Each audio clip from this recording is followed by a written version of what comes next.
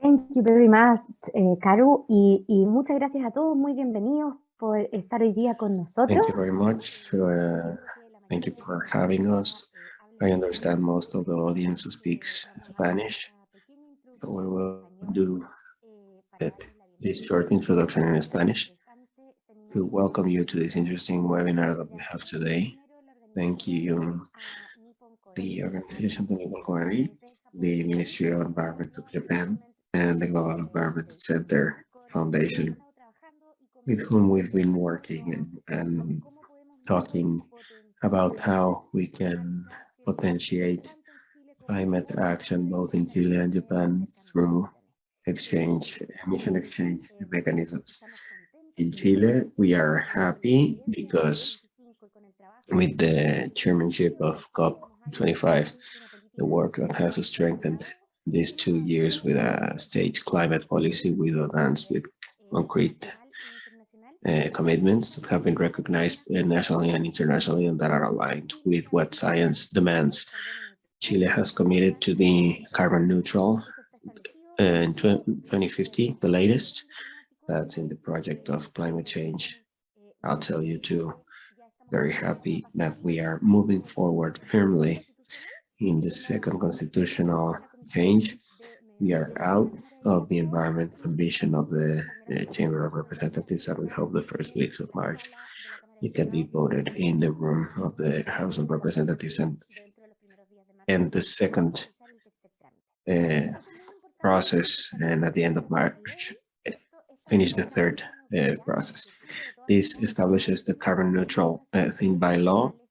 Chile has had formal commitments with the Commission of the United States. Chile has provided in the middle of the pandemic. It seems very far, but in April in 2020 we delivered our C, which is the national contribution of Chile. You have our intermediate goals establishes our national goals for the 2030 in this way to the carbon neutrality, and we delivered our long-term climate strategy in the recently passed COP26. And that climate strategy, in addition to having this goal in carbon emissions as a carbon budget, which is accrued emissions between 2020 and 2030, what this strategy, climate strategy, does is to bring it to the sectors. That is, it takes that goal one step further, and this goal that is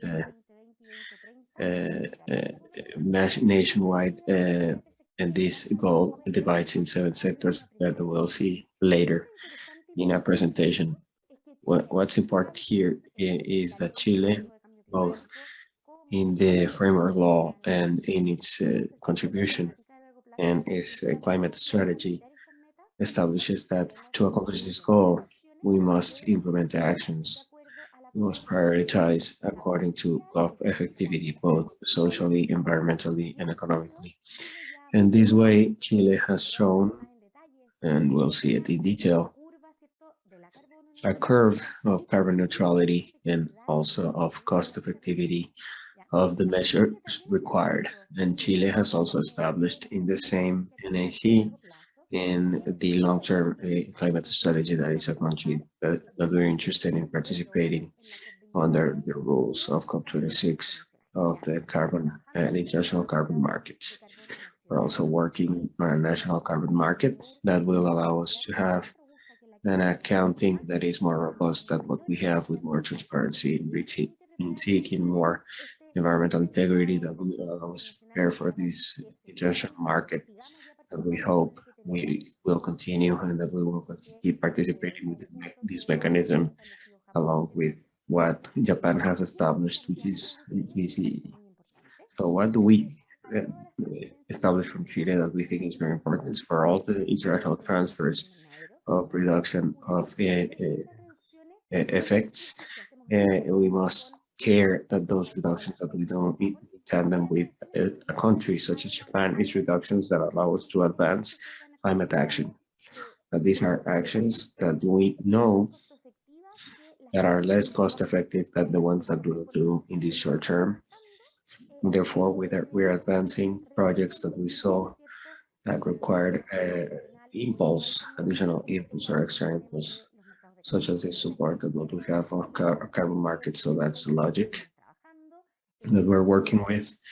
That allows us to seek environmental integrity and avoid double accounting. For Chile, it's very important. Transparency is very important, and to have robust accounting and to make decisions, science-based decisions, and with robustness. And we've been recognized with this IAND as one of the 4 countries that has robust routes and acceptable routes to carbon neutrality. This is something that we want to maintain. We're happy that we have a change of authority in March. We have a new government, a government that has established that climate actions is in their priorities.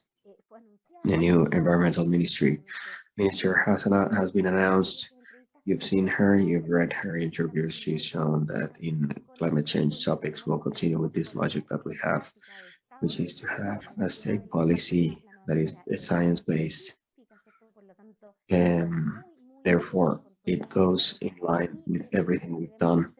And what we see here is that this work is reinforced from Chile, or the participation of the markets is led and coordinated by the Ministry of Environment, which is the national authority, and we are actively participating with the Ministry of Energy, with whom we're working in tandem, and that have been a very important actor, and also the Ministry of Treasury and Foreign Relations, to keep and maintain this way to work in coordination with the state and to give the private and local actors good signals for them to participate and advance and have more ambition in climate action. So I'm very happy to be here, very attentive to your questions and what we will see today. So thank you very much.